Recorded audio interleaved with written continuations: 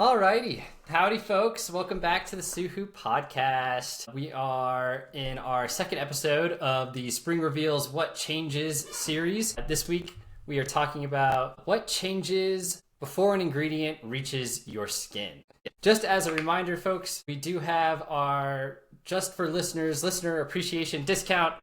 Go ahead and use podcast25 at checkout for an extra 25% off of your purchases at suhuskin.com. All right, so a lot of people judge skincare by the ingredient list. You know, you're at the store, the Sephora, the Ulta, the Target, and I think the first thing people really look at is the packaging, but we've already talked about the packaging. So today we're going to talk about when you're looking at the ingredients on the back of the packaging, what you're evaluating there. And I think judging by the ingredients list can make a lot of sense. It feels like a very clean shortcut. You look at the label and you recognize a few ingredients, and maybe you know what sounds good or what sounds effective, or you heard about one of these ingredients on your TikTok or your favorite Instagram influencer, and so you assume that the ingredient list is telling you what the product is going to do. But that assumes that ingredients behave the same way across products, and the truth is that they don't. A product's behavior is not decided only by what is listed on the bottle. A lot of it is decided before that product is ever used, and before it touches your skin, a lot has already happened that affects how it's going to perform. That's really what we wanted to talk about in this episode: what happens before a product reaches your skin, and why that missing layer explains a lot of the performance differences people notice but can't always account for. Because I think if you're just looking at those ingredients lists, then you are evaluating skincare with an incomplete model. You're looking at the ingredient list and treating that as the whole story, and in reality, that's just one visible part of a much bigger system. So Lydia, can you ground that a little bit from the formulation side? What are people missing when they assume that the label tells them everything? Yeah, I think some of it is going back to the idea of, is something a single constituent ingredient or is it a botanical of some kind? And so you can think of an individual constituent being like glycerin, like one molecule, one type of molecule that's added for a specific function. Where things get a little bit more complicated is like the botanicals, right? And a lot of products really highlight the botanical components that they have, whether that's a extract or an essential oil. And those are, a plant-based either extraction or oil where they've taken many compounds from one plant and they've put those into your product to kind of achieve some sort of specific function based on what that plant has for its properties, right? And when we think about what matters, you can think, oh, well, how the plant is grown matters, the quality of the soil matters, where in the world the plant is grown can change things. Talked in the past about sandalwood is a good example where Australian sandalwood is a little bit different from sandalwood grown in India, and they're not necessarily, one is good or one is bad, right? But they do have slightly different profiles of chemicals that are inside of them. So depending on which one is used, it can make a difference. So species matters. But yeah, location can even matter, right? Like some lavender grown in certain crop locations looks a little chemically different from some lavender grown in other crop locations. So even though that's the same species, and that's just, how it's grown. And then of course you can think about how it's processed too. Like lavender extract is going to, look different from a lavender essential oil. And that's simply because the processing is different. So a lot of these more complex botanicals really do change their quality depending on things that happen before, I get them and I mix them into a product. Totally. I think you've really hit the nail on the head. The ingredient list tells you what's inside the product, but it's not telling you anything about how that ingredient is sourced or how that ingredient is processed, or even how stable that ingredient is within the formulation once it's already been formulated. So let's zoom in a little bit on the sourcing issue. So when we talk about what happens before a product reaches your skin, the first step is really how that ingredient was sourced. And this is one thing that I think a lot of people just don't think about it, partially because it's something that a lot of brands aren't terribly transparent about. There's this assumption that the ingredient is a fixed input.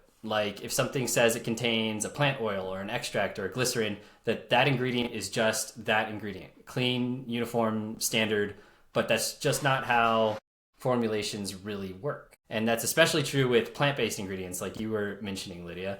You're dealing with environmental systems before you're dealing with the formulation systems. So now you're talking about soil, climate, rainfall, temperature, harvest timing, growing conditions, all of that starts shaping the raw material before anyone has even begun turning it into a finished ingredient. And that matters because it means variability starts really early at that very first step. And it does not begin at the factory. It's beginning at the source, I'll just say at the source. So before we even get into formulation choices, you already have to ask, what exactly was the starting material? So these environmental factors are very important when you're thinking about growing the plant, but how much do they really affect the chemical profile or the effectiveness of these active compounds or ingredients? I just thought of a fun example to use. Let's just think about wine for a minute.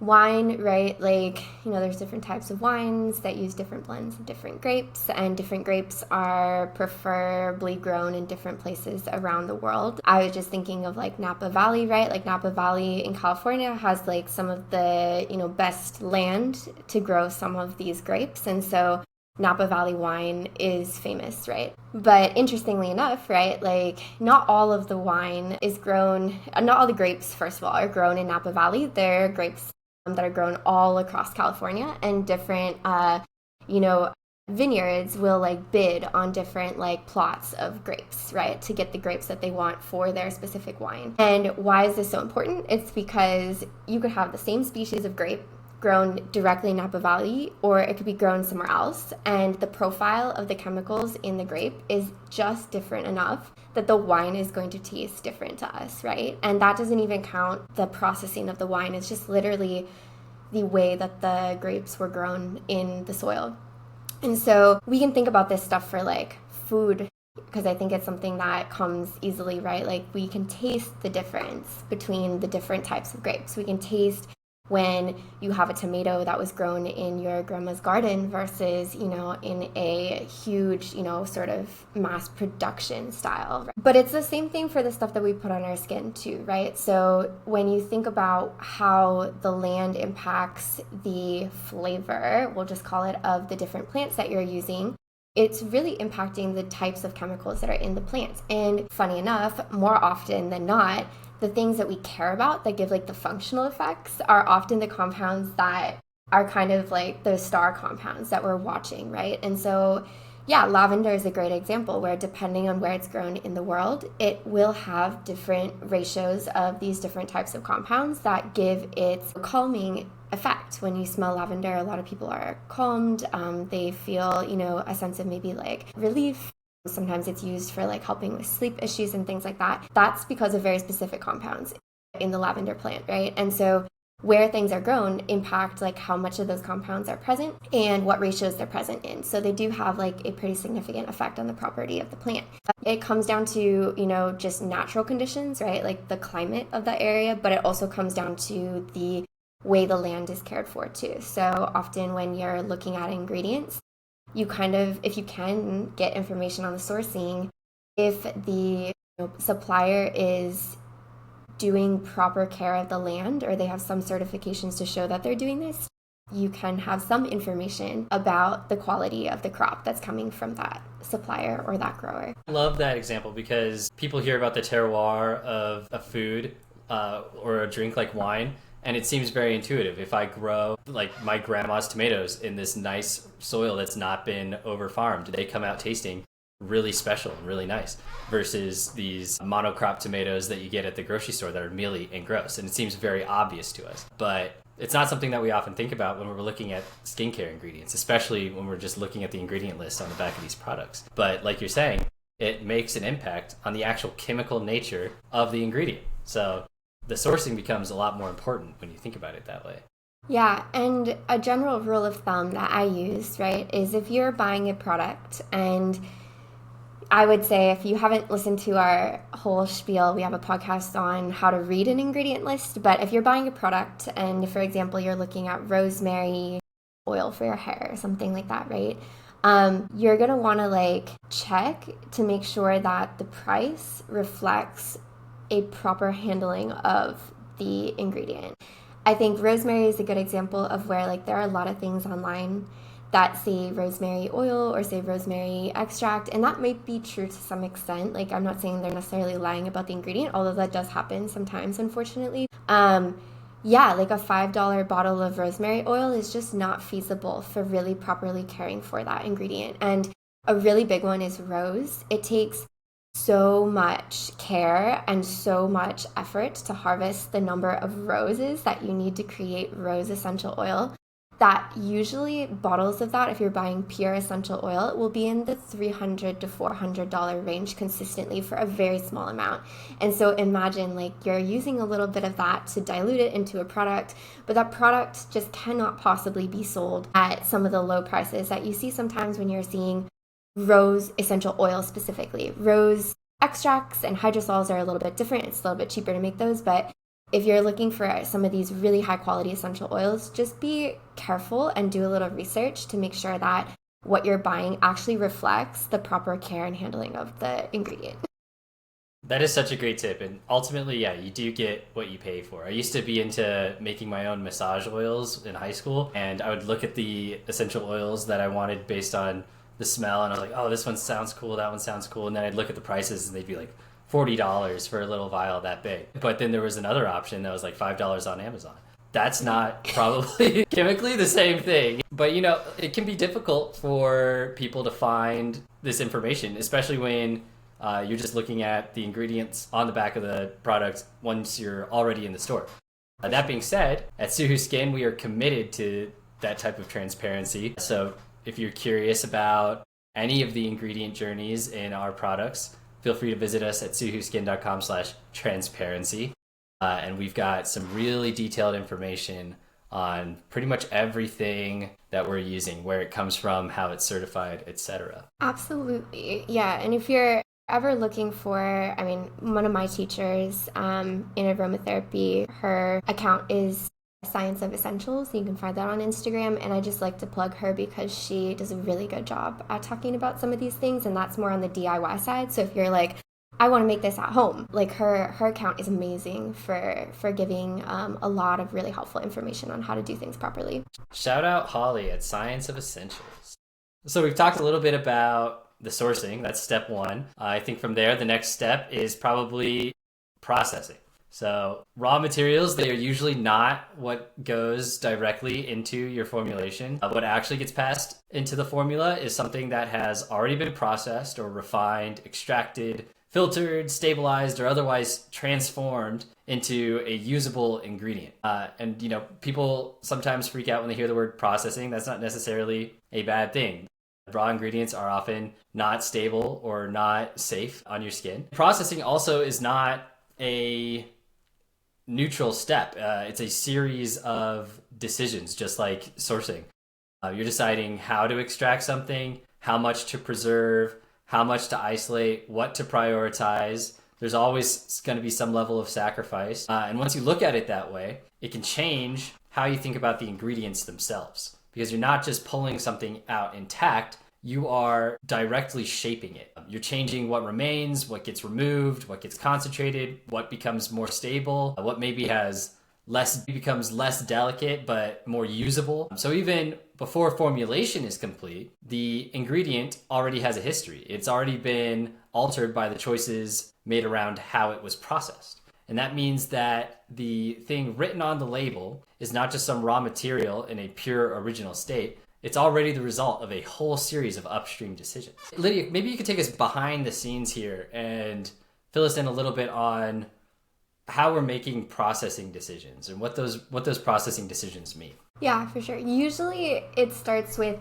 kind of wanting to understand what you're making from a product standpoint. So I will just use the example of orange juice here, right? Like, some orange juice has pulp in it, some doesn't, some tastes really fresh. You go to the store and they're making the orange juice right in front of you and you're like, oh, this is amazing, it's like so fresh, right? And then you maybe buy a carton of orange juice that's, able to be a little bit more shelf stable. These are all preferences, right? Like based on a few things. It's based on like convenience, like is this something you want to buy and put in your fridge and store? Is this something you want like fresh right now? Do you want the texture? Do you not want the texture? Same thing with skincare, right? Like you're looking at, what is the product and like what do people actually want out of it from like a texture and smell and functionality standpoint. So yeah, depending on all of those things, that shapes where you're getting your ingredients from and the type of processing. For like very high sensitive formulations like our lotion, for example, all those ingredients are essentially constituents in there, meaning like we are using the singular, molecule. Basically, we're not really using any botanicals in that because we're keeping it super, super, super clean, unscented, very basic texture, right? For other things, maybe you're like making that massage oil that you're talking about and you're like, ooh, I really want like some kind of natural oil. I want to, I want it to smell really good. So I want to mix some plant botanicals in there. Maybe like I want it to have some kind of functional effect on the muscles. I'm gonna like go and add specific, aromatherapeutic oils in there to like really help the patient or the person relax. So all these things kind of factor in, right? If you're going the botanical route, we'll just kind of stick on that path. The types of processing totally affects the thing that you're formulating with at the end, and it just depends on like what you actually want. And I'll use rose as a good example. Like essential oils, they're either usually steam distilled or they're expressed, and they're in the oil form, which is the oil soluble. It doesn't like to be with water. You're going to be mixing that into an oil, right? So they're perfect for that massage oil or something like that. Making a face toner and you're like, oh my gosh, it'd be so great if my face toner would smell like rose, because that's just like a really beautiful way of making my toner feel fresh and luxurious on the skin, and rose has anti-inflammatory properties for the skin. And you're like, oh, that's tough though. Like, how do I take my rose essential oil, which is an oil, and put that into my toner in a way where it will dissolve in the toner and be actually functional in a water product, because like we said, oil isn't soluble in water. So now you have to think of a different way of accessing the rose. And interestingly enough, there are a couple ways you could do this, but one is you can get a rose hydrosol. And so in the steam distillation processing, the steam distillation part is basically removing the oil soluble components from the plant. But there are all of the compounds that get stuck in the steam, and that steam is going to come back down into water format. And in that water is going to still be some of the components of rose. It's just the water-soluble components instead of the oil-soluble. And that's what a hydrosol is called. And so you can buy rose hydrosol and you can put that in your toner, or you could buy that and put it in a room spray or something like that, and it's dissolved in water. So in those cases, different compounds in each thing, right? But they still both share some of the properties of the rose plant, and they're both useful in different types of formulations. There are other ways of processing different plant oils and things like that. There's something called CO2 extraction, which is interesting. CO2 extraction is a really great way to get, again, some of the oil components out of the plant to really like get at those molecules in the plant. Interestingly enough, you can also take some pesticides along in CO2 extraction. So this is an example of where you want to be careful and make sure that your crop that you're sourcing from, if there's CO2 extraction going on, is one that is not overly exposed to a lot of different pesticides, because some of those pesticides can come with. So then you're like, oh, that's so interesting. My pesticides might be inside my product. And none of this is to scare anyone at all, right? Like, this is just all information. And like, it's a very small amount that, comes along in these processes. And I think if you're a good supplier, a good grower, a good processing, place, like you're going through your operations and you're creating operations that really limit this type of exposure. But usually in that same sense, you're also getting certified. And so a lot of these places have certifications that show that they are either testing, their products for this at the end, or they are growing in a way that's like USDA certified organic, or their processing is, at certain standards. So it's just kind of a matter of like checking and looking at the different suppliers and understanding where these ingredients are like really traversing through this processing. But yeah, I think the main thing is just like, there are all these different methods, because humans are amazing and we create all this technology to do these different things. And you just kind of want to match the method to the product. So If you are really looking for example, a functional rosemary scalp product, you will sometimes see rosemary extract, you will sometimes see rosemary oil.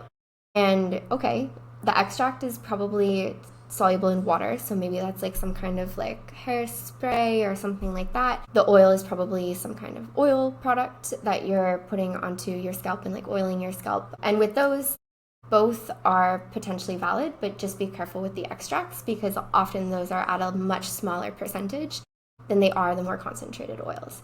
So it's just all about kind of understanding the purposes of these different ingredients in the formulation you're buying. Yeah, it sounds like processing decisions are really tied to the functionality of those ingredients in your products. And one example that we've talked about in the past that I really love is our THD ascorbate in the vitamin C serum. So there's a lot of different ways to process something into a vitamin C that you could put into a skincare product.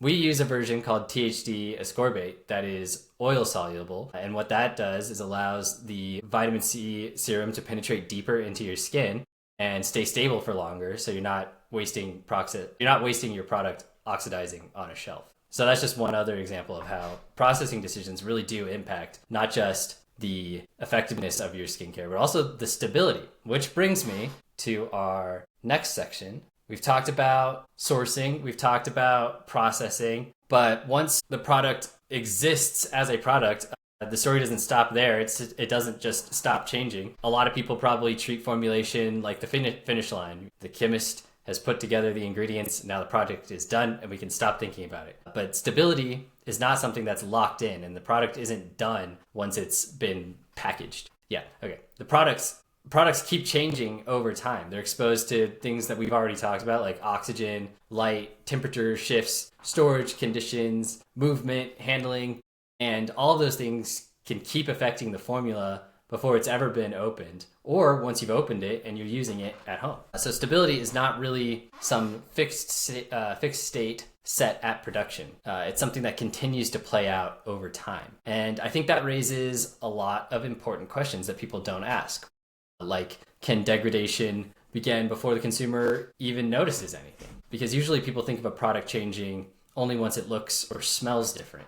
But by that point, something has really changed and probably has been changing for some time. So Lydia, can you talk about that part a little bit more? What kinds of changes are already underway before there are visible signs? Yeah, this is especially relevant for water-based products because, our life forms survive on water. So when you're thinking about oil, it's nice because there already is a sort of protection there against like microbes and things like that because they can't feed on oil. So as long as your oil product is, with an exception of, I don't want to like fully say that because there are some very special microbes that can do very special things.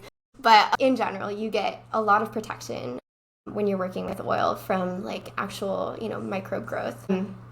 Then water stuff is a little different, right? And like a good example of this is like, you probably don't want to set a cup of water out on the sink or on the side of your bed stand and then drink from it 3 days later. In general, like that water will, have microbes in it, like bacteria and fungi at that point. And usually if you're DIY making something at home that's water-based and you're not using a preservative, you should not be using that product for more than a week because of the bacteria and fungi that can come into the product. So that kind of means you need to work with preservatives, right? And preservatives are interesting because, they get a bad rap because some of them are not great for your body, but there are amazing ways of doing preservation now in products without using any of the harmful preservatives that like people have used in the past. We use something really cool in our lotion, right? Yeah, so it's interesting. There's a couple products. One is called Lucidal SF and the other one is Amticide, but basically the first one is like a lactobacillus ferment, and then the second is kind of like a byproduct of another sort of bacterial process, but it's with coconut. And then the Amticide is basically a byproduct of fermenting coconut fruit with lactobacillus as well. And so essentially what you get out of both of those is a really natural, clean, antimicrobial and antifungal, antibacterial properties. And it's really just coming from that fermentation process, which is amazing. And then there are other products too that you can use at home if you want to buy stuff or if you're a formulator. Yeah, and so you can also look, on ingredient lists, and you can find most people, if they're claiming that they're using a natural preservative, you'll be able to Google it and confirm that that's true. But essentially, it's to extend the shelf life, right? Because we couldn't make a lotion and sell it without some kind of preservative in it. What is interesting though is I'm going to go back to food because food is interesting to me. So ice cream is a great example of, if you make ice cream at home, it, stays good in the freezer for a while. You don't have to transport it, so you're not worried about it melting at any point. You're basically just creating the ice cream to eat. You're not adding preservatives or stabilizers or things like that. There was an entire explosion of research in ice cream. And if you're ever interested in reading about this, you can read the book Ultra Processed People. It's amazing. They talk about all these things in the food industry. But ice cream is crazy because basically now we are at the point where you don't have to freeze processed ice cream. It can literally just sustain a long shipment. There is so much stabilizer in it that it won't melt in the traditional sense, and it will get to the store and it will be fine, quote unquote. Whoa. And there's a great scene in the book where his daughter, a child, drops their ice cream that they got at the ice cream truck on the ground, and it literally doesn't melt in the bright summer sun. And this is a different level, right, of preservation and of stabilization. And what I want to get at with this is that's an engineered situation where we are no longer engineering the food to taste good. We're not engineering it for enjoyment of the ice cream. We're engineering it so they can sell a mass amount of product. And the preservatives and the stabilizers in that are literally not food-like chemicals anymore, right? And so I think a lot of times people get frightened by just the word chemical or just the idea of preservation. But I draw the line at what is the thing actually doing? Was the chemical engineered or created or designed to do that crazy thing and transform something that was food into something that's no longer food? Or is it really working with the formulation or the product or the food to make it something that we can consume safely? And I think there is a line, and there is definitely a line in cosmetics as well, right? There are certain preservatives and stabilizers and things that are known to be hormone and endocrine disruptors, and you can actually find a list of all these things and avoid them, right? Similarly, there have been certain things in plastics that have been discovered to later cause problems for human health, and those chemicals and those things we want to stay away from entirely because they are not serving a purpose at all for healthy formulation or healthy creation of products. But yeah, with that being said, there are some really beautiful ways to preserve things in a more healthy and sustainable way that isn't detrimental to health. Yeah, I think that's a really great distinction. There are definitely levels to this preservation game. On one end, maybe something like what we do with our lotion, using natural bacteria fermentation to make the lotion inhospitable to funguses and molds, etc. And then making ice cream that cannot melt in the sun. There's a distinction there. And it can be kind of overwhelming to start thinking about all this stuff. So, where is this grown? Where is this sourced? What is being processed, and how is it affecting the stability? Is this more of a business decision, or is this a decision around product efficacy and safety? And so something I like to go back to, and we've discussed on the podcast before, is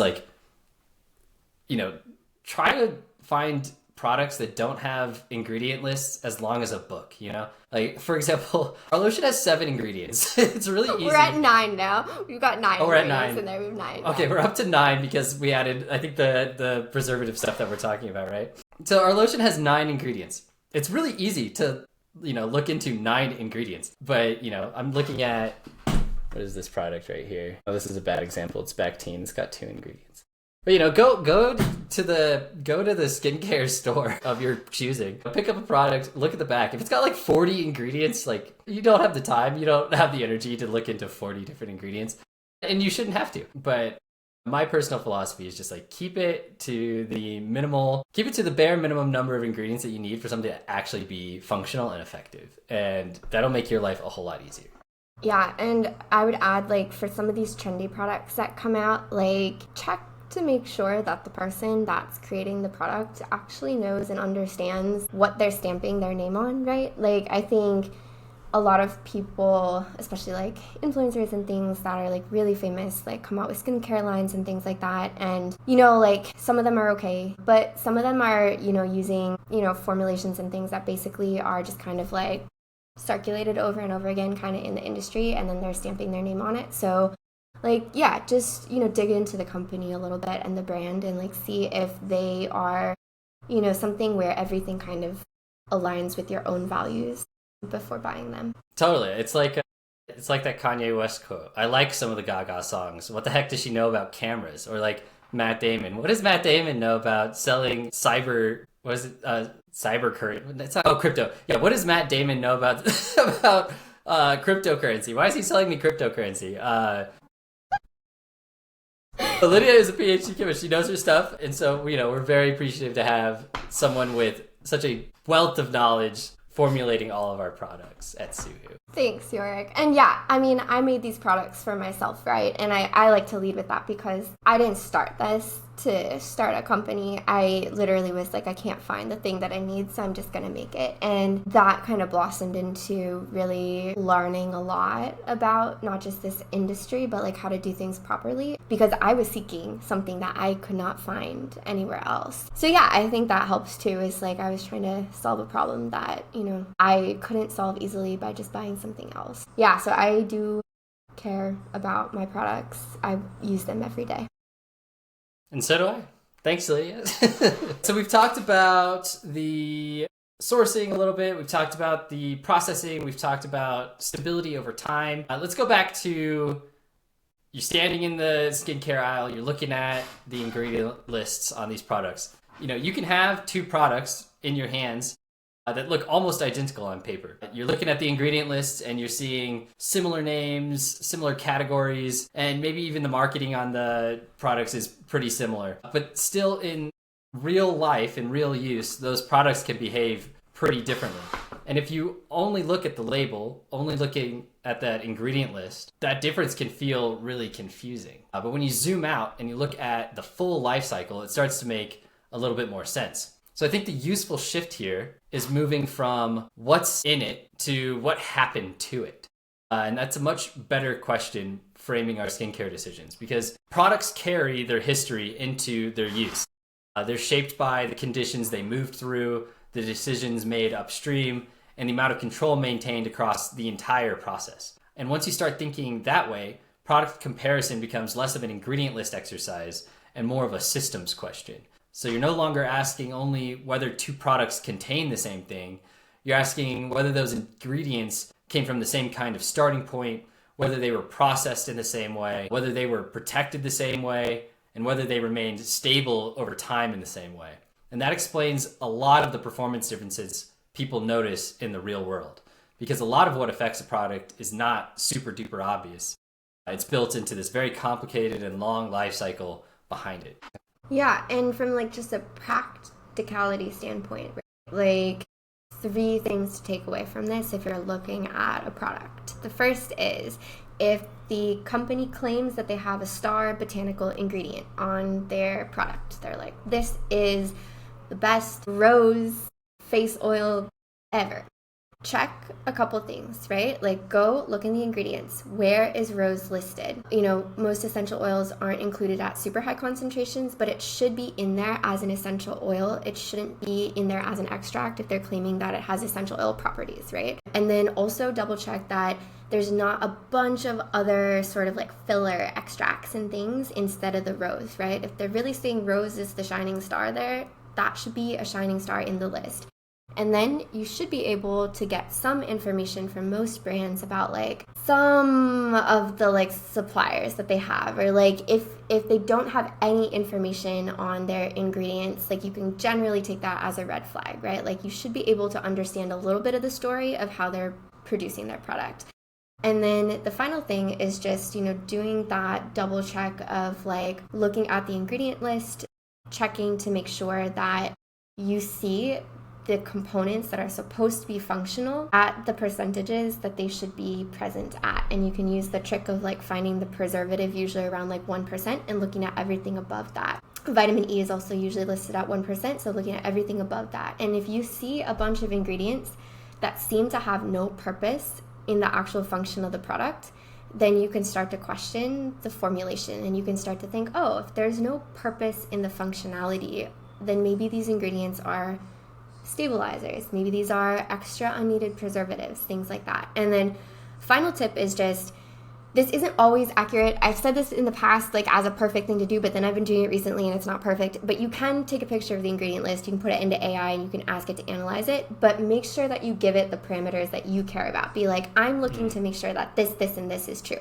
If you just say analyze this product, sometimes that gives you suspicious results. So make sure you have your values that you want to shop for, and then you can just be like, does this match it? And AI can be really helpful with that. And yeah, the last thing is, it's your values, right? It's a thing you care about, right? So look for the things that match that. It doesn't have to be what matches what everybody else wants, right? Like find the things that work for you. Thanks for those tips, Lydia. Those are super helpful. So to bring it all together, in closing, most of skincare performance is shaped long before you're using it and putting it on your skin. Before a product touches your cabinet shelf, there's already been sourcing, processing, storage, and packaging. And we've got more podcasts on each one of those if you want to dive in a little deeper. But each one of those stages affects what the product becomes and how stable and predictable it remains over time. And that means that the ingredient list does matter. We're not telling you ignore the ingredient list. You know, Lydia's tips, a lot of them center on the ingredient list.